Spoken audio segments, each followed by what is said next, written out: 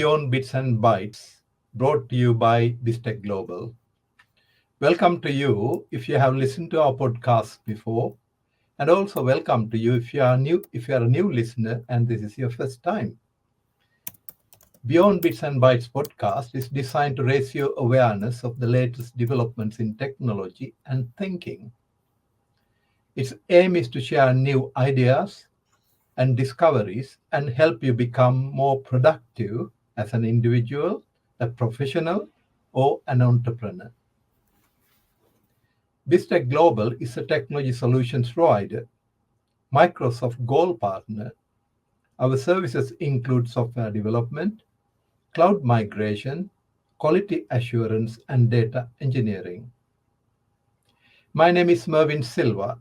I have worked in the IT industry in the UK for the past 3.5 decades, both within public and private sectors, designing, developing, and implementing technology solutions to improve service efficiency, profitability, and customer experience. On to the episode today. It is fair to say most of us, if not all of us, have been through success and failure in our lives. Success and failure are parts of the rich fabric of life. Failure or setback in life could either make us feel discouraged, lose hope, and give up, or it could be looked upon as useful feedback that gives us experience, insights as to why it happened, and make us stronger and more resilient. Therefore, it is not failure or setback that is important, rather, it is how you look at failure, your attitude to setbacks that matter. Actor Christopher Reeves, who used to play Superman, the invincible American hero who was paralyzed neck down following a riding accident for the rest of his life, spent his life on a wheelchair until his untimely death, once said, "A hero is an ordinary individual who finds strength to persevere and endure in spite of overwhelming obstacles." The author of Harry Potter series, J.K. Rowling, said, "Rock bottom became the solid foundation on which I built my life." And she was very poor, extremely poor, until she discovered her writing talent and started the Harry Potter series that made her a millionaire. Now, during this episode, we are going to meet a remarkable man who hit rock bottom, had a massive setback during the middle of his life and peak of his career. And we are going to look at how it left him devastated and how he fought back against it. It is my pleasure to welcome our guest today, Rizni Marouf. Hello, Rizni. Welcome. For the Hello, benefit of our Marvin. hello, for the benefit of our listeners, please introduce yourself, Rizni. Yeah, hello, Marvin. Yeah, first of all, thanks for inviting me. It's a Pleasure. pleasure to be here. I'm honored and actually excited about the opportunity to share my thoughts and my journey with your listeners. Thank you once again. I look forward to our conversation. Thanks. Right. Rizni, I understand you're of Sri Lankan origin and you currently work in IT within UK based in Sheffield. Uh, Very briefly, take us through the journey and from Sri Lanka to here, the IT professional, how you got here. Yeah, that's correct. Um, my name is Rizni. I was born and brought up in Sri Lanka, which I actually still miss after nearly 30 years leaving the country. Um, at the moment, I live in the UK, a beautiful city called Sheffield. Um, I'm an IT professional, working for one of the leading banks in the world, and I'm 52 years old and married for 27 years with two grown-up children. Yeah. Thank you. Uh, right. Understand before coming to work in Sheffield, you also worked in a number of other countries in IT industry. Just tell us where they were and what you did. Yeah, that's right. Um, I started my career working at IBM in Sri Lanka. That was in 1994. I worked there for nearly 2 years. Mm. Then I got an opportunity to work in Bahrain. It was actually happened within 10 days or less than 2 weeks. I decided to accept the job opportunity and go to Bahrain, mainly because of the prevailing situation that Mm. time we had in our country. Yeah. I worked in Bahrain for about 2 years. Then I Yeah. moved to Dubai in 1997. So you moved to Dubai in 1997, and how long did you work there? Yeah, I worked there for 6 years. 6 years. I That's where actually I joined the bank in Dubai. I worked there for 6 years. Um, I was very young. I was very energetic. Mm. Um, yeah, I enjoyed the life in Dubai. Mm. Then I was actually asked to move to Paris. Yeah, I grabbed the opportunity. So it was actually international second month. So I went to Paris. I started working there in 2003.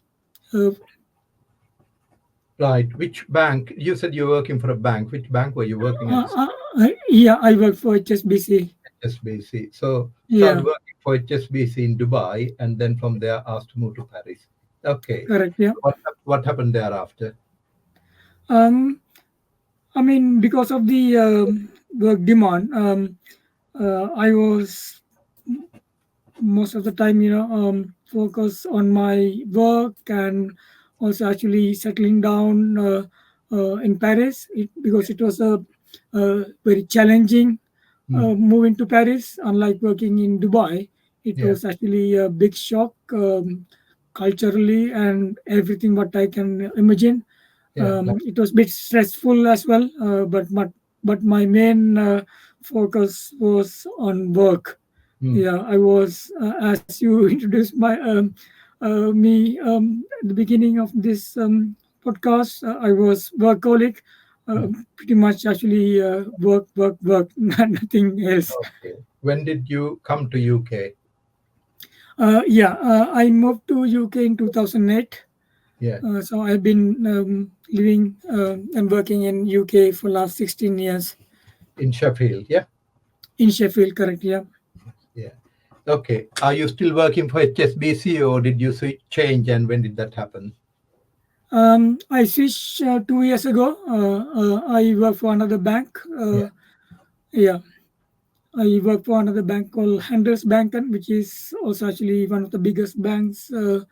Not as much as HSBC, but one of the biggest banks in Sweden. It's a Swedish bank, Yeah. but I'm working for the UK um, Right. side So of the bank. Yeah, you switch over in 2022. Is that correct? 22. That's correct. Yeah. 22. Interesting. Thank you for sharing that outline of your career and where you have worked. Now, something quite life changing happened to you 14 years ago. And going by the numbers you quoted, you're still working for HSBC by this time in Sheffield, UK. Just tell us what happened and one night. Take us through. Yeah. What happened on that fateful day was out of the blue. I had a heart attack, Yeah. mm, which was totally unexpected. Mm. Um, I was at home. I mean, I came from home, um, then had a shower. had a cup of tea. I yeah, decided to start working again from home, yeah, because on that day I still remember there was a problem. I couldn't finish when I left office. yeah, So I had a habit of actually coming home and start working from home as well, looking right, into any issues as an IT guy. Until I fix the problem, I cannot sleep. uh, right, yeah. yeah. uh, Okay, so you work full day at work, come home, the problem is still working in your mind, and here you Correct. have wife, your children, and yeah, you had your tea and rushing back to yeah, yeah. This is Hmm. the workaholic part of listening coming through. And Yeah. then yeah, you yeah, just describe. I understand you tried all sorts of things and didn't work out, and then how yeah, and how did you know it was a heart attack, and what were the sequence of events? Mm, yeah, it was a. I mean, it's a long story. I will try to Yeah, put it in short sentences, briefly explain. If I remember, it was around 9:30 in the evening. yeah, So, as I said, I was looking at one of the issues I couldn't finish. Then I started looking at it. I fixed it. Then I was so happy. I sent a couple of emails yeah, here and there. um, I used to work with multiple teams scattered around the world that time, yeah, mainly two teams based in India. yeah, Um, so the idea was actually, once I fixed the issue, send an update to my team in India so that they can pick up next day in the morning before even I log in, because they start early. yeah, Yeah. So I sent an email. I spoke to one of my friends called Alex. I updated him as well because he was helping me to fix the issue. yeah. We both worked together at HSBC that time. He was an expert in the Okay. core On banking. account Yeah, of yeah, on account of time, I'll just move mhm. on. So I can get a taste of how dug in you are. You want to cure this problem, make sure things sorted. Correct. Yeah. Let's look at Mhm. your health. So you are not feeling comfortable, and I was you in, yeah. Then suddenly I felt a bit of uneasiness. It was a bit strange. I never had that feeling. yeah, Um, I don't know. I thought it might be something to do with gastritis or something. yeah, I never had. right, Yeah. So I told my wife as well that I'm not feeling well. yeah, um, at that moment, I didn't know it was actually heart attack. I didn't even realize yeah, it could be a heart attack. yeah, So I finished the work around 10 o'clock in the evening. mm, Then I went to bed. It was getting worse and worse. I was rolling on the bed from one yeah, side to another. yeah, Yeah. Then what happened was, uh, it was going on for about an hour until around 11 o'clock. I decided, okay, let me go to night pharmacy, which is about 15 minutes drive from my home. yeah, I drove myself, went to the pharmacy and explained my symptoms to the pharmacist. yeah, And pharmacist asked a lot of questions. She refused to give me any medication. She actually, the pharmacist told this could be a heart attack. You yeah, better visit the A&E. Um, so I came back to my car. I came back to my car. I called my wife and said, "Oh, a pharmacist said this. What should I do?" Then my wife also actually said, "Okay, if you can drive, you better go to the hospital and get it checked by a doctor." yeah. So Okay, I went to doctor. Yeah. yeah. And tell us briefly. And you went to A&E, and something interesting happened. Yeah, I went to the hospital, which is about another 50 minutes drive from the Yeah, pharmacy, yeah, which is actually on the other side of Sheffield. I went to the hospital. I was seen by an emergency doctor. mm, Um, then the doctor said, "Oh, this could be something uh, to do with indigestion." yeah, She went inside. She told me, "Okay, I will get you something, medicine maybe for the gastritis." That's what yeah, I thought. Then a nurse came and said, "Oh, doctor asked me to do an ECG." yeah, So the nurse did the ECG. I had an ECG. Um, Nurse wasn't very happy with the result. mm, Um, she thought that she did something wrong. She told me that she's going to do it again. yeah, She did it for the second time. It was the same result. She realized something is happening, something wrong. yeah, Um, then she told me ECG is not normal. I will go and speak to the doctor. yeah, Yeah, and then both the nurse and doctor came back to me and said we need to do some further testing. We have to do blood tests to yeah. They did a blood test, which took about another half an hour. yeah, Uh, from the blood test, it was actually confirmed that I was having a heart attack. I was absolutely all right until that moment. Um, I didn't know it was a heart attack, so I was so cool. I was leisurely talking to the nurse and the doctor. Yeah, when they told me that I just had a heart attack, only I was getting panic. yeah. Now, I think that's a good point to stop and push back a little bit. Mhm. Uh, Rizni, the workaholic, working day and night, work was your life, and other things came second.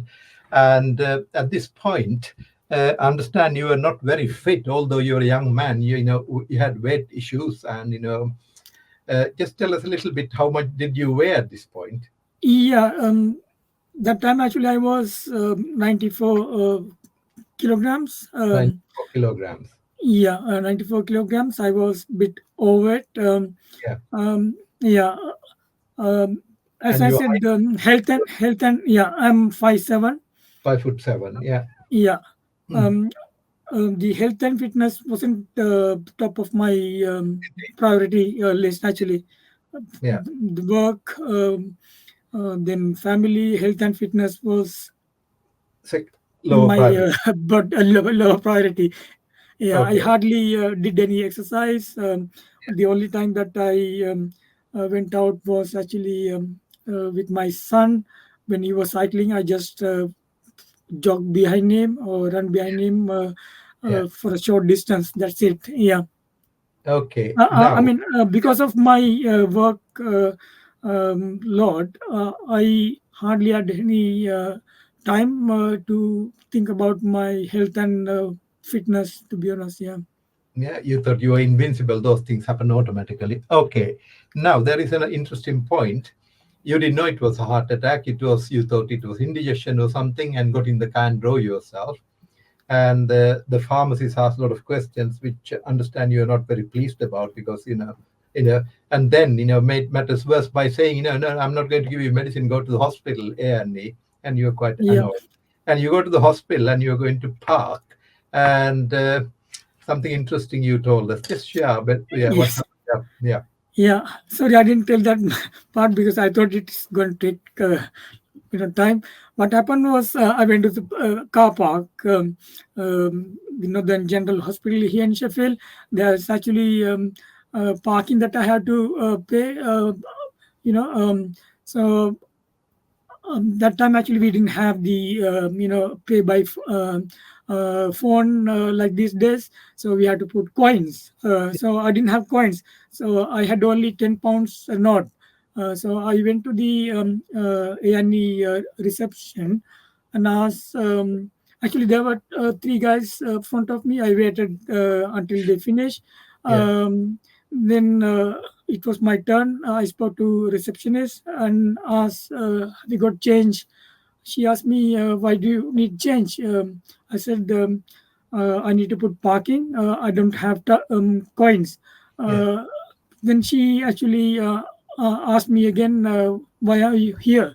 Yeah. Why do you want to park the car? I said, I'm having some chest pain. Before I come in, I need to put parking. Then she started scolding me. It was the second time I got scolded. A pharmacist was the first one. Then receptionist was. I mean, it's not scolding actually. They were actually very Quite firm with um, you. Right, absolutely. I'm Yeah, going to take up the they were so story kind. here. Yeah, I'm going to take up the story here. Sorry. Partly to highlight and move on. One is those two people, the lady at the pharmacy and this receptionist, were less than friendly. You thought they didn't please you weren't pleased with their response. You know, but is it fair to say that their quick action saved your life? Yeah, and here you That's are correct. facing Yeah, uh, other problems, but they thought, well, this man's time is important and moved forward, and you are yeah. here to tell us the story. And then the Hmm. nurse double checked the readings, and by double checking, confirmed that it was a heart attack and took timely action, and hence Hmm. you are here telling us this story. Okay, sorry, I sort The of receptionist was so nice. She told me, forget about the parking, forget about the car, just give me your registration number. You come yeah, straight away yeah, inside and uh, get it checked. Yeah, brilliant. That's that yeah, human kindness, seeing your need rather than the rules and the money, that at the moment of need, that made a huge correct. difference. Yeah. Hmm. Okay, now, so you were taken in and kept. Talk us through very briefly, once they confirmed that was a heart attack and you are still a young man, and yeah, and they kept you in and did something. What happened? Yeah. So once it was confirmed that I just had a heart attack, Yeah, they told me, don't worry, we will look after you. yeah, Um, as I said, I was getting panic. I yeah, started getting panic. yeah, That first moment, actually, they said, okay, we will put you on anesthesia and take you to the theater straight away. yeah, Yeah. I woke up next day around midday. yeah. Yeah. What have they done I by mean, now? uh, when I woke up, nurse and doctor came to me and said, you had a heart attack. Yeah, Everything is all right now. yeah, We You had an angioplasty, which yeah, is actually unblocking the artery, one of the arteries in the heart, yeah. and putting or placing a stent. Step. That operation is called angioplasty. So I had an Yeah, angioplasty surgery. yeah, I was in the ICU for 2 days. Then I was moved to the normal observation ward. So I was in the hospital for 3 days. This happened on Friday evening. I came home on Tuesday morning. right. Yeah. So they very quickly diagnosed, gave quick treatment, and by Tuesday you got home. But you Yeah. also, I understand, because you thought this was upset stomach and taking your time to get drive yourself there and find parking and all that. That delay caused some sort of a damage. Yeah, and yeah, what happened? Yeah. Yeah. I mean, uh, as I said, it was actually a bit too late by the time I reached the hospital. Yeah, As a result, actually, I suffered damage to my heart, yeah, even though actually the block was actually removed by having an angioplasty yeah, and a stent. yeah, It was a bit too late because of the heart attack. yeah, and the delay reaching the hospital, yeah, I suffered. I think I was told 30% of my heart muscle. yeah, Yeah, I still actually have that because once someone actually have an heart attack, if there's damage to the heart, it will yeah. never recover. Doesn't Yeah, rebuild. Yeah, yeah. it doesn't rebuild unlike other part of your body. Yeah. So, in a Hmm. way, for the benefit of the listener, particularly young professionals, technologists, and so on, who, yeah, feel unbeatable. We are young, we are fit, yeah, that sort of belief. The key thing is, first of all, to look for these symptoms and don't play it down, take it seriously. And in your Hmm. case, you're lucky the right people gave right advice, did everything to speed things up. But had that delay not taken place, because the delay meant because of that blockade, the heart muscles weren't getting the essential blood and oxygen it needed, but Absolutely. Yeah. to die, hence the Yeah. 30% damage. So Hmm. that could have been avoided if that, if this was that picked up straight away and ambulance took you to the hospital in Correct. rather Yeah. than Hmm. taking hours. Okay. But thanks Yeah. to these people, Every second, every minute counts when someone is having heart attack. Yeah. yeah. So that's will be important to keep in mind. Hmm. Avoid delay, take it seriously. So, so having done this treatment, put the stents in, you discharged and sent home the following Tuesday, and then there was some the next phase of your treatment began, the Yeah. rehabilitation. Talk us through. Yeah. Um, when I was discharged from the hospital, the doctors were a bit concerned. Yeah, They told me that you should make sure that you take proper bed rest for next 3 weeks. There's a yeah, chance that you could have another heart attack. yeah. They didn't even want me to walk to the car park. Okay. Yeah, so the friend who came to pick me up to the hospital, Yeah, he actually put me on the wheelchair and yeah, pushed to the car park.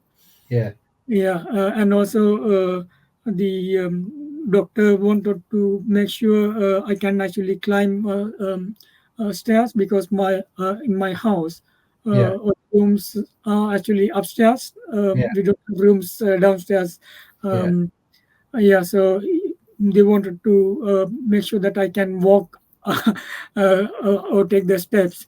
Yeah, then I was pushed. you found that very embarrassing, I guess, having to be pushed around in a Absolutely, yeah. I wheelchair. mean, I was just 38 years old, young man that time. You know, Yeah, I remember the like an nurse old was man holding my pushing. hand. Yeah, Yeah, exactly. Yeah, nurse was holding my hand and yeah, making sure I can actually take one step at a time. yeah, yeah. Because heart Yeah, attacks belong to old people, you thought, and here you are being treated like one of. correct. Yeah, Yeah, yeah. and I just so want to how? highlight that because that sort of care, that sort of care that I received Yeah, in the hospital. So I must actually appreciate and I'm really grateful. yeah. Now again, on account of time, otherwise this is we can tell the story a lot longer. So you Correct. went through a rehab program and give us a bit of a taste as to you were asked to walk, you were asked to do X and Y, uh, and people around you were a lot older. And how did you get around that and became the star pupil? Yeah, so I came home. So as I was told, take rest. Since I came to my room, I think it was actually after about 10 days. I went down when the nurse visited me because there was a nurse coming to see me every week, just checking the blood pressure and heart rate, making sure that I had started my recovery well. Yeah, Yeah. Then she, I mean, um, uh, I was initially very shocked. yeah, I didn't know what to expect out of the recovery. Uh, I must say I was completely lost myself. I had yeah, no idea. So the nurse actually reassured me everything will be all right, and she put me to compulsory cardiac rehab. Yeah. Here in the UK, everyone having who had an heart issue, Yeah. um, they must actually go through cardiac rehabilitation process. Yeah. So I was to attend the cardiac rehab after 3 weeks. Yeah. Yeah, I attended the cardiac rehab. The first day, actually, I was put in with a lot of other heart patients, or started the cardiac rehabilitation program. Yeah. Um, I was the youngest in that group. Everyone else must have been, I think, 60s or 70s or 80s. So, Right. Yeah. yeah, So you're not a happy man. You've been pushed into suddenly, being treated as an old man. Which you had a big gap between your head and your body. Yeah, and correct. moving Yeah. out in Hmm. wheelchairs and doing rehab. Now we are sort of, because yeah, we are at the point where you had the heart attack.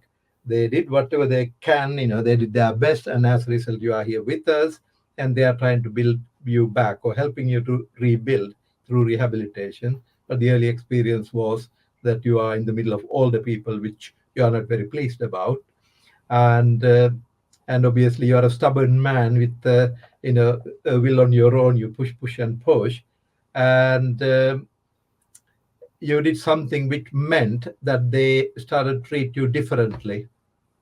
Correct. Yeah. Because I mean, when they put me in the same group, they realized that you know uh, Krishna is too young Yeah. to be in that group. Mm. When others were actually taking half an hour to go 5 rounds of that hall, I Yeah. did it within a couple of minutes, and they actually they warned me first. No, no, you are walking too fast. Just be with the other, group. Second or third day, they took me out of the group, and started actually giving one-to-one training or Yeah. rehabilitation. Yeah, Rather than being in the group.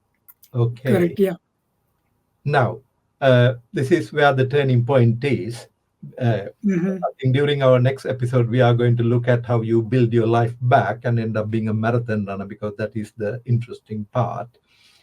But I think it's important at this point, before we leave, just to get a feel for how you were feeling, because here you are a career professional, work very hard in a Hmm. very successful career, good industry, and lo and behold, it was very much chopped down. It's your life. It's yeah, and you got a wife, you got young children, you got a mortgage to pay, and this was not something you planned for. Just describe how you were feeling at that point, and then suddenly being wheeled around in wheelchairs and all that.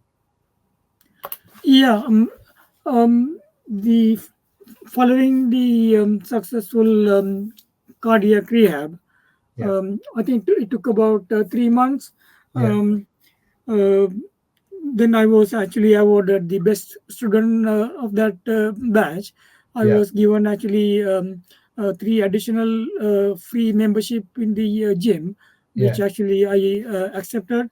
I was actually fortunate enough to start my rehabilitation or continue my rehabilitation in the same place where I did the rehab, yeah, surrounded by a lot of other actually qualified, cardiac nurses or professionals.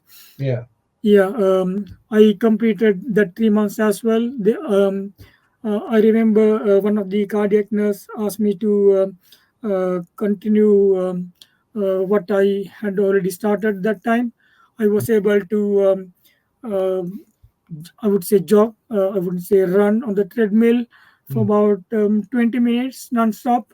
mm, Um, before my heart attack, I couldn't even imagine running for 20 minutes my, my own actually. So I was able to jog 20 minutes on the treadmill. I mm, was asked to aim for endurance.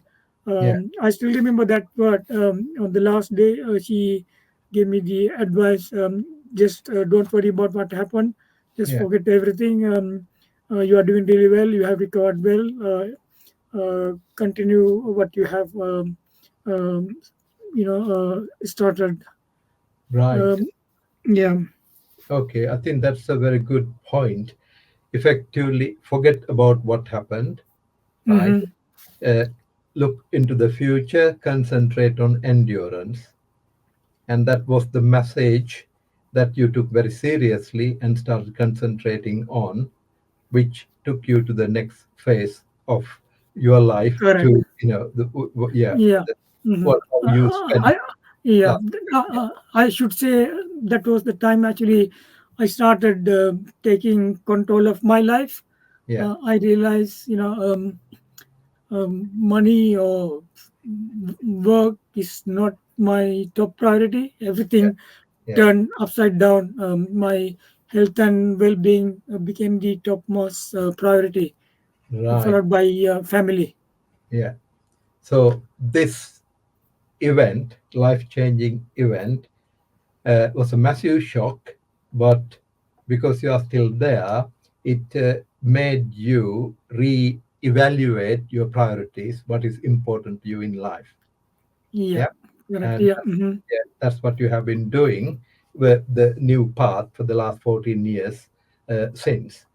Now, okay, we need to stop because of time, but we will be coming back to the story. So Mm-hmm. uh, Rizni, the IT professional, the workaholic, uh, pursuing this career, working all hours, not paying much attention to his health or other priorities in life, and had this massive setback. And this is what happened. Yeah, what you have done.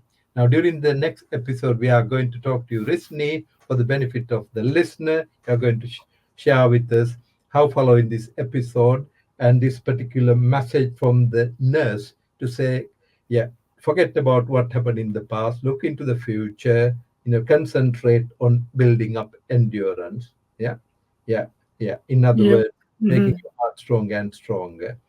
So, we are going to look at how you rechannel your energies, realign your priorities as part of your recovery, and ended up running marathons, and how you achieved a better work life balance as a result. And in the process, what you have learned about yourself, about marathons, and yeah, what you have achieved as a result of this massive setback in life. Thank you, Rizni, for being our guest and sharing this story with us. When we meet again, we will explore that in more detail. Thank you. Sure, Marvin. Thanks. See you again. Bye bye. See you. Bye.